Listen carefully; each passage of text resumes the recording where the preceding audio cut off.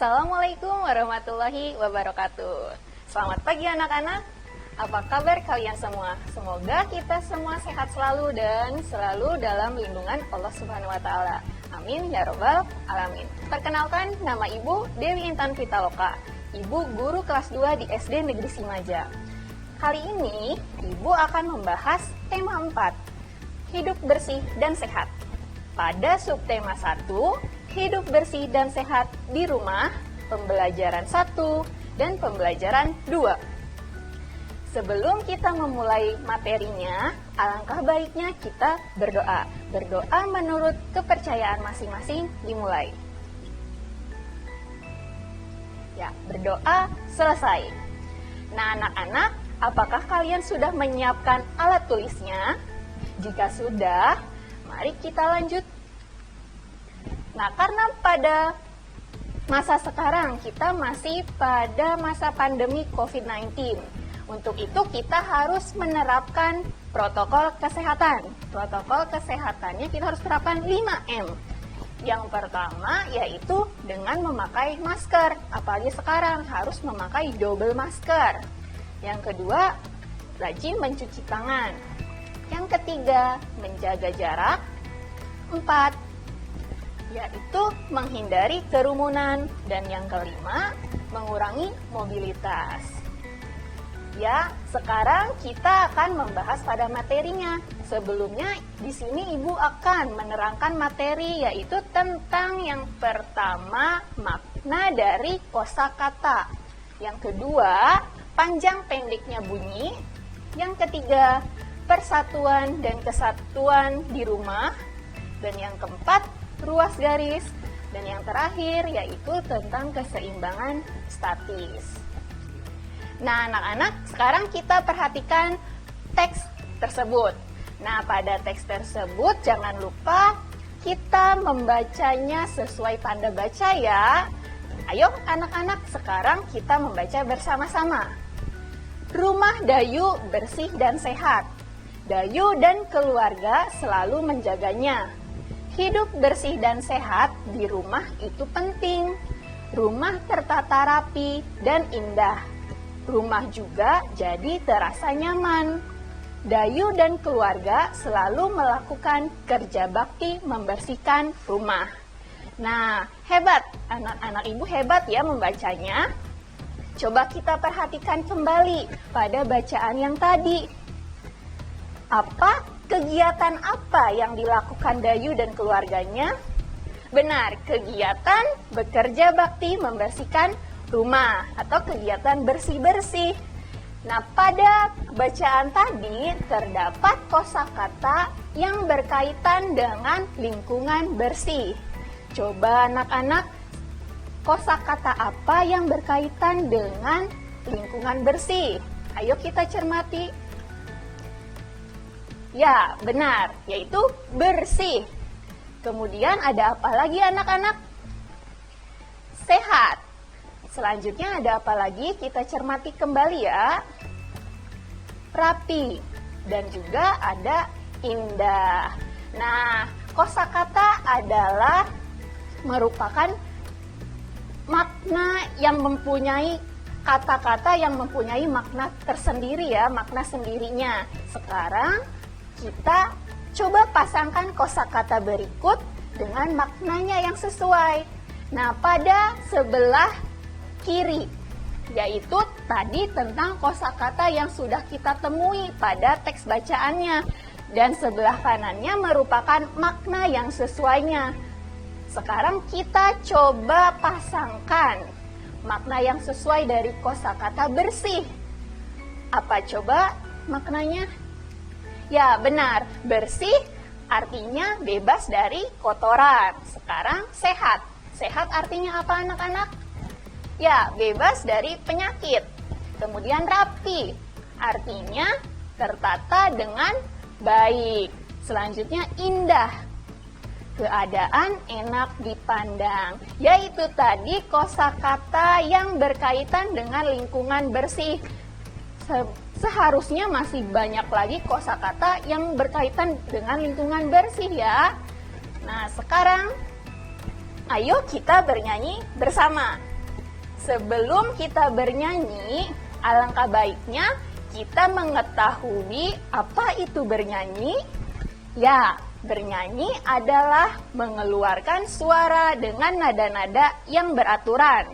Panjang pendek nada dapat dihitung.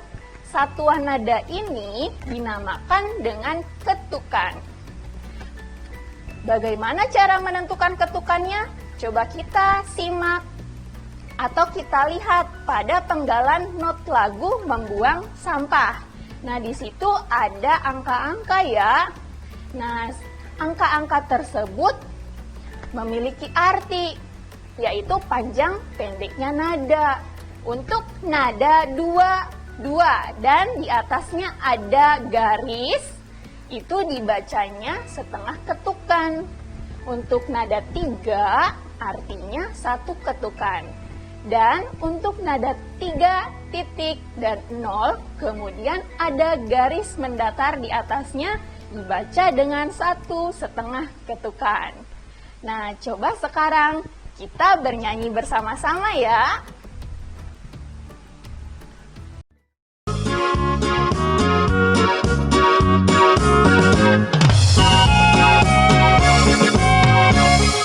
Jangan membuang sampah di mana-mana.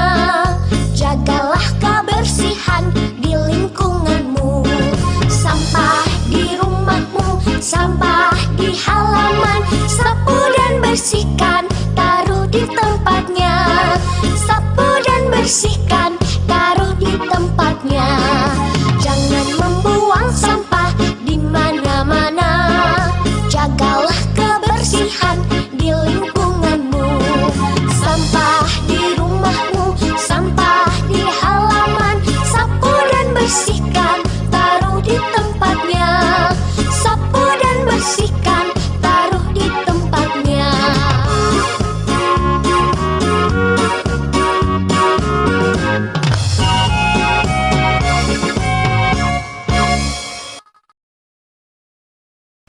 Terima kasih ya anak-anak sudah menyanyikan lagu tersebut bersama. Mari kita lanjut pada materi selanjutnya. Nah, tadi Dayu mempunyai hobi yaitu dengan membersihkan rumah. Dayu juga sekarang mempunyai hobi yang lain yaitu menyanyi tadi. Nah, sekarang di sini Dayu sedang bercerita. Mari kita simak cerita Dayu ya. Halaman rumah merupakan tempat penuh kesan bagiku. Di sana keluargaku sering bekerja bakti bersama. Di sana tempat berkumpul saling bercerita satu sama lain. Di sana juga terdapat tempat berolahraga di pagi hari. Hidup dengan kebersamaan itu menyenangkan. Kebersamaan merupakan perwujudan sikap persatuan. Nah, anak-anak, apa yang dilakukan Dayu di halaman rumahnya? Benar, Dayu dan keluarganya bekerja bakti bersama. Selain itu, mereka saling bercerita satu sama lain dan juga berolahraga di pagi hari. Nah, perwujudan dari sikap tersebut merupakan bentuk pengamalan dari sila Pancasila yang ketiga. Nah, dengan menunjukkan sikap persatuan dan kesatuan, kita dapat hidup rukun dengan keluarga. Nah, coba sekarang, tahukah kalian sikap apa saja yang harus dimiliki agar dapat terwujud rasa persatuan dalam keluarga? Nah, perhatikan, di situ ada tabel di mana sikap persatuan dalam keluarga yang harus kita terapkan. Yang pertama yaitu tidak boleh menang sendiri. Artinya kita tidak boleh egois. Kita tidak boleh mementingkan kepentingan diri sendiri, tapi kita juga harus mementingkan anggota dan lainnya untuk kepentingan bersama. Yang kedua, saling membantu sesama anggota keluarga. Nah, Jika ada anggota keluarga kita sedang kesusahan atau kesulitan, sebaiknya kita harus siap untuk membantu anggota keluarga kita. Yang ketiga, yaitu saling menghormati dan menghargai. Saling menghormati dan menghargai entah itu pada yang lebih tua atau juga yang lebih muda.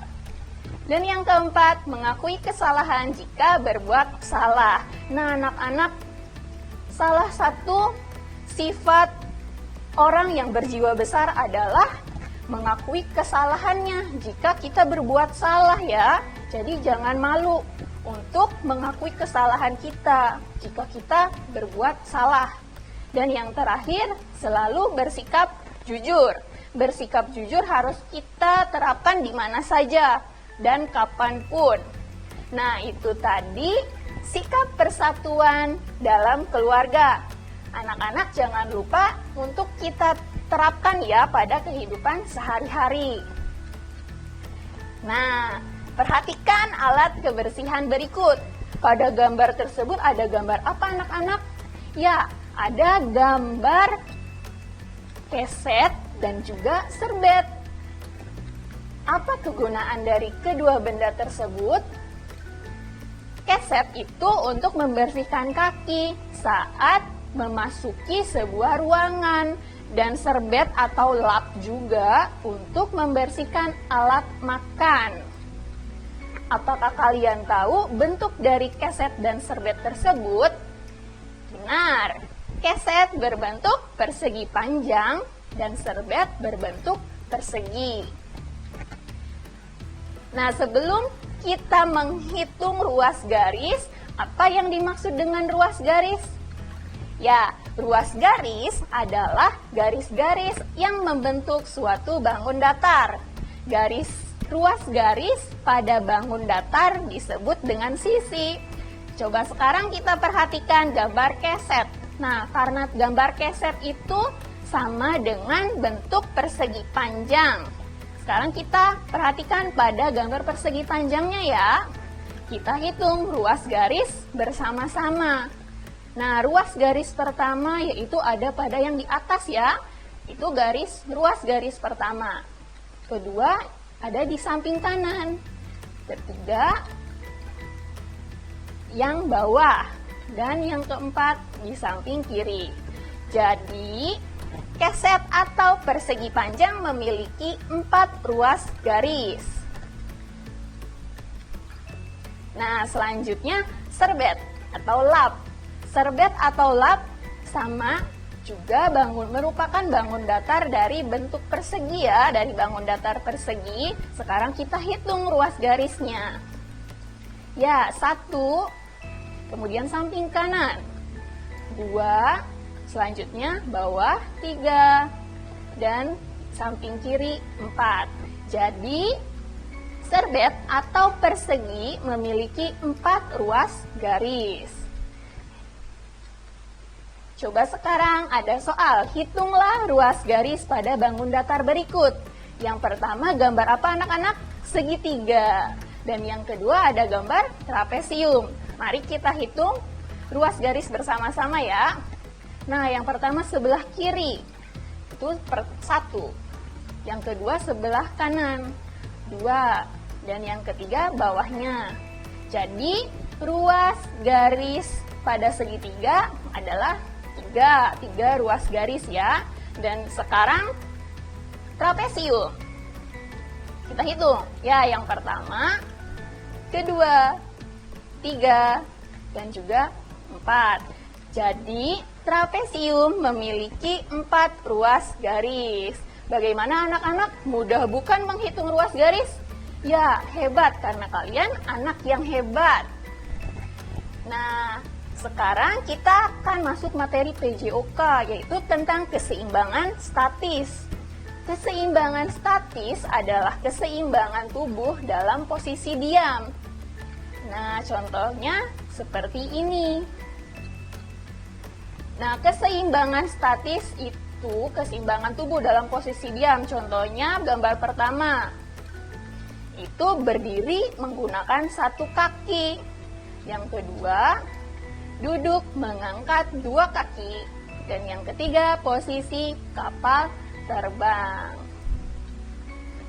Nah, anak-anak, jadi kesimpulannya, yang pertama kita harus menjaga kebersihan rumah agar lingkungan rumah tetap bersih. Yang kedua, kita harus selalu menjaga sikap persatuan dan kesatuan dalam keluarga. Yang ketiga, dalam bernyanyi harus selalu memperhatikan panjang pendeknya nada. Yang keempat, bangun datar dibentuk oleh beberapa ruas garis. Dan yang kelima, menjaga kebugaran dapat dilakukan dengan melakukan gerakan keseimbangan statis. Ya, itu dia pembelajaran yang dapat Ibu sampaikan. Kurang dan lebihnya mohon maaf. Wabillahi taufiq wal hidayah. Wassalamualaikum warahmatullahi wabarakatuh.